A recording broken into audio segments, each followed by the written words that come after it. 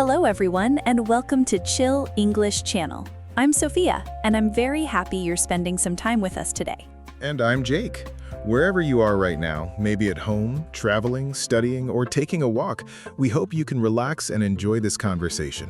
Today we're talking about something that affects almost every part of our lives, even though we cannot see it.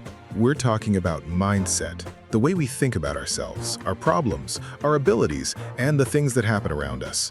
And this is going to be especially useful for B1 to B2 English learners, because we'll explore the topic through clear, natural conversation. So you can practice listening while also thinking about your own life.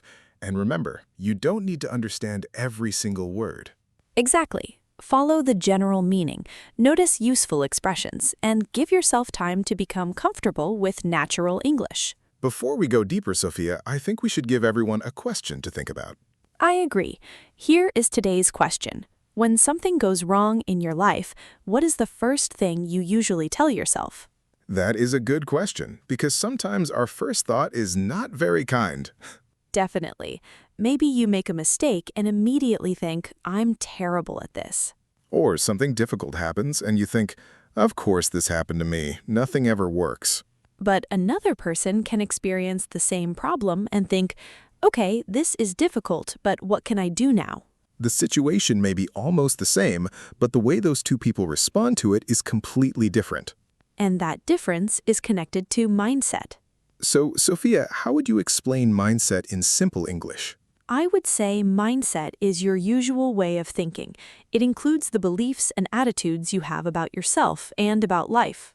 So, it is almost like a pair of glasses that we wear when we look at the world. I like that example. Imagine two people looking outside on a rainy morning. One person says, "What a terrible day." And the other person says, "Great, I finally have an excuse to stay inside with coffee." Exactly. Same rain, different mindset.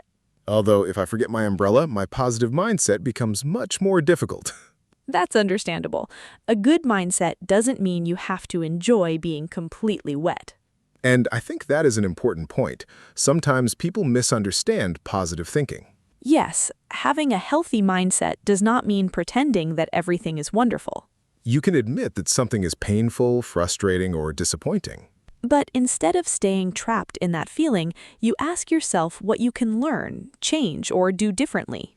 For example, imagine that you have a job interview and it goes badly. You feel nervous, you forget some words, and afterward the company tells you that they chose someone else. One possible reaction is, I failed. I'm just bad at interviews. And if you strongly believe that thought, you might avoid applying for another job because you expect the same result. But there is another way to look at it. You could say, that interview didn't go well, but now I know what I need to practice. Maybe you prepare better answers. Maybe you practice speaking with a friend. Maybe you learn how to control your nerves. The bad interview has not magically become a good experience. Right. You are simply using the experience instead of allowing the experience to define you. I really like that distinction. And our mindset often develops slowly. We learn ways of thinking from our experiences, our families, school, friends, and even the culture around us.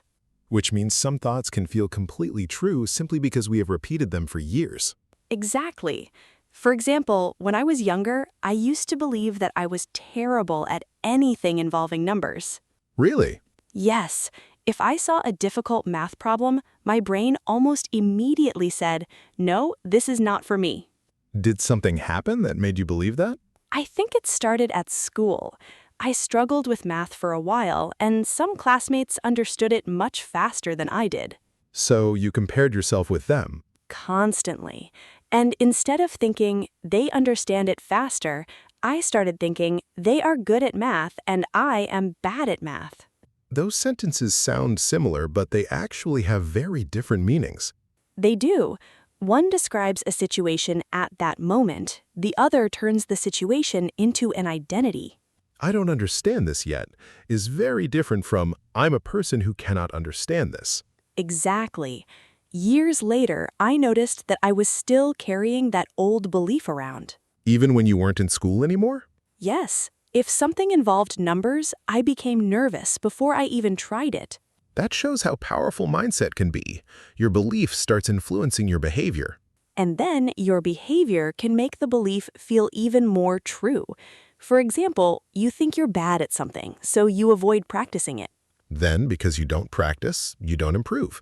And because you don't improve, you say, "See, I knew I was bad at this." Exactly. It becomes a cycle. I think English learners can experience the same thing. Absolutely.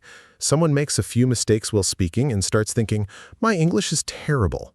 Then they become afraid to speak because they don't want to make more mistakes. But because they speak less, they lose opportunities to practice. And suddenly, the real problem is not their English level. The problem is that fear has changed their behavior. This is why one small change in language can be useful. Instead of saying, "I can't speak English," try saying, "I can't speak English the way I want to yet." That little word "yet" changes the whole feeling. It leaves the door open. It says, "I'm not there now, but improvement is possible."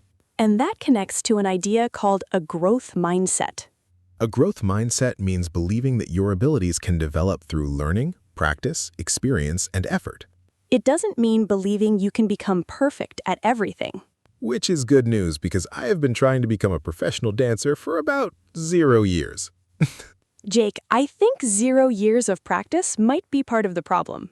That's possible. I'll investigate it. But seriously, growth mindset is not about telling yourself that everything is easy. It is about understanding that where you are today does not have to be where you stay. And I think that idea becomes especially powerful when we start noticing the thoughts we repeat every day. Because before you can change a mindset, you first have to recognize the mindset you already have. And noticing those thoughts can be surprisingly difficult because many of them happen automatically. Yes, we don't usually wake up and choose every thought. They simply appear, especially when something difficult happens. Imagine you want to start exercising and you miss 2 days. Your automatic thought might be, "Here we go again, I never continue anything." Or you're learning English, you forget a simple word during a conversation, and you think, "Why am I still making these mistakes?" Those thoughts may seem small, but when we repeat them often, they can influence how we see ourselves.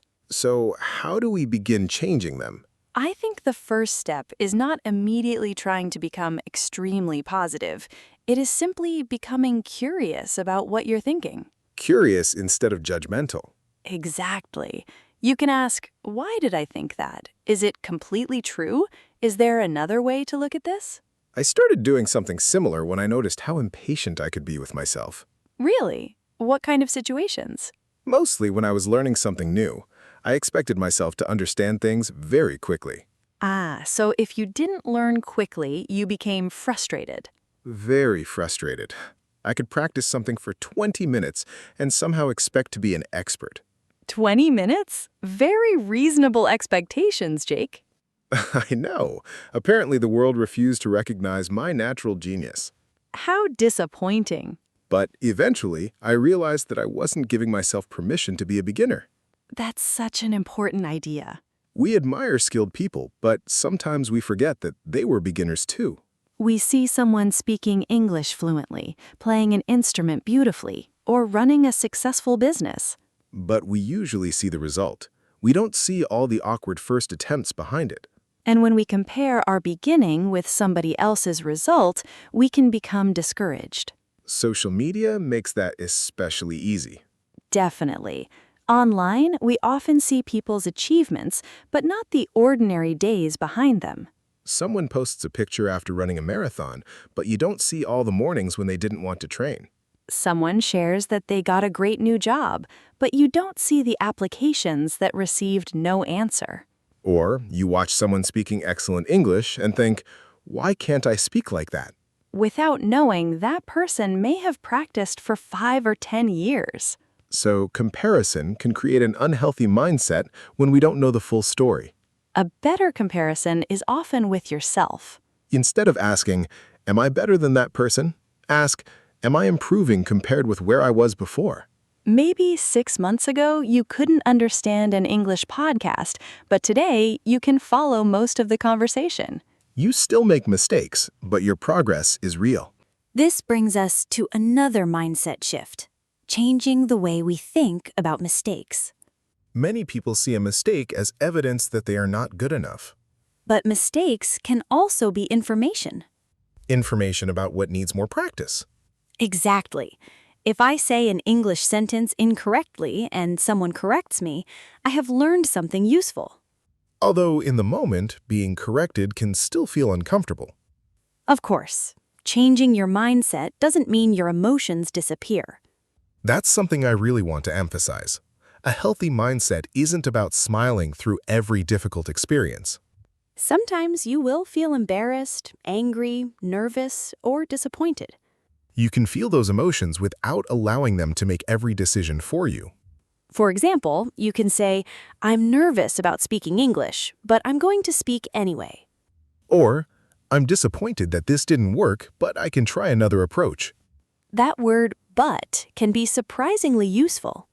Because it allows two things to be true at the same time. This is difficult, but I can learn. I'm tired, but I can do something small. I made a mistake, but that mistake doesn't define me. Those sentences are realistic. They're not pretending everything is perfect. Another useful habit is paying attention to how you speak to yourself. Would you speak to a friend in the same way you sometimes speak to yourself? That's a powerful question. Imagine your friend is learning English and makes a mistake. You probably wouldn't say, "Wow, you're terrible. You should never speak again." I hope not. You might say, "Don't worry, you're learning. Try again." But when we make the same mistake ourselves, suddenly we become very strict. So one way to change your mindset is to become a better coach to yourself.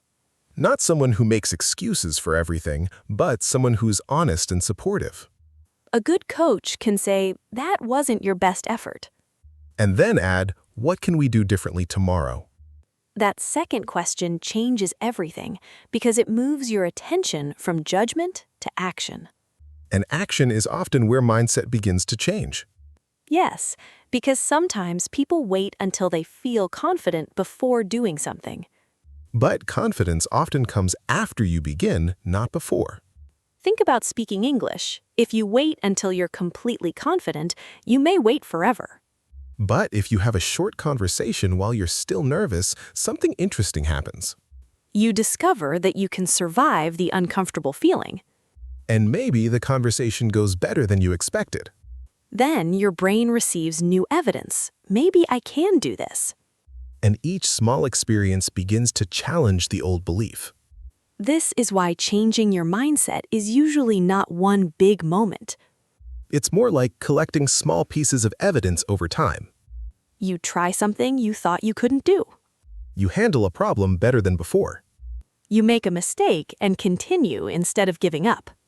And slowly, the story you tell yourself begins to change. And when that story begins to change, your daily choices often change with it. Because if you start believing that improvement is possible, you're more willing to practice, experiment, and try again. But I think we should also say that changing a mindset takes time. Definitely.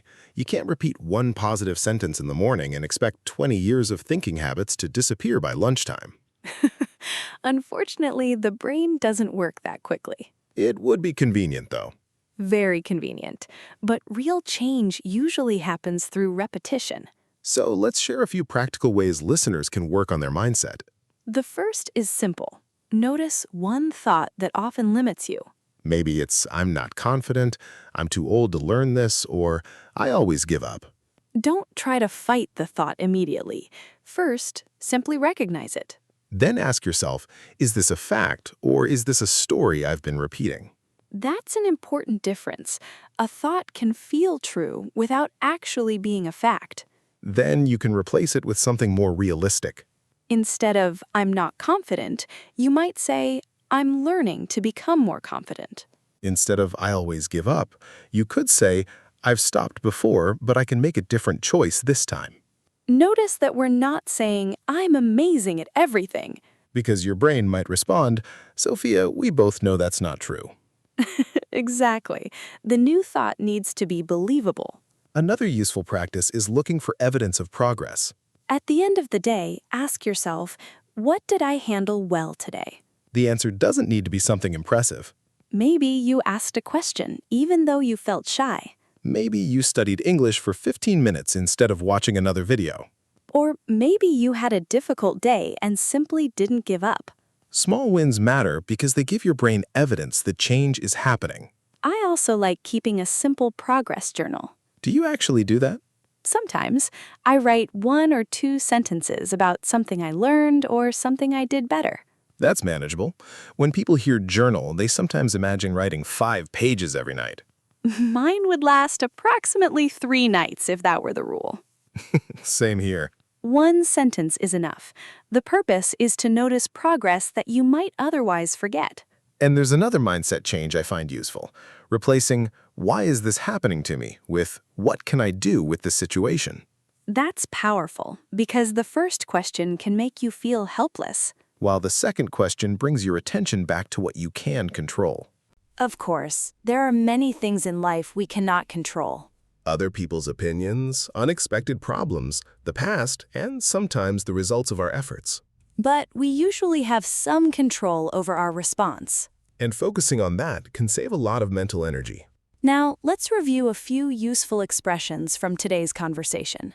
The first is growth mindset. A growth mindset is the belief that abilities can develop through learning, practice, and experience. Another useful word is judgmental. If you're judgmental toward yourself, you're very quick to criticize yourself or decide that something about you is bad. We also used discouraged. Discouraged means losing confidence or motivation because something feels difficult or unsuccessful. Another useful expression is define you. If something defines you, it becomes an important part of how you or other people understand who you are. So when Sophia said a mistake doesn't define you, she meant one mistake doesn't decide what kind of person you are. And we use the word evidence, which means information or facts that show something may be true. Your small successes can become evidence that you're improving. Here's a little challenge for everyone listening. Choose 1 sentence you've been telling yourself that you would like to change. Maybe you've been saying, "My English isn't good enough." Try changing it to, "My English is improving every time I practice." Or change, "I'm afraid of making mistakes," to, "I can make mistakes and still communicate." You don't need to become a completely different person tomorrow. Just start paying attention to the direction of your thoughts. Because mindset is not about controlling every thought that enters your mind. It's about deciding which thoughts deserve your trust. Before we finish, let's return to the question we asked at the beginning. When something goes wrong, what is the first thing you usually tell yourself? And now, add a second question. What could you tell yourself instead?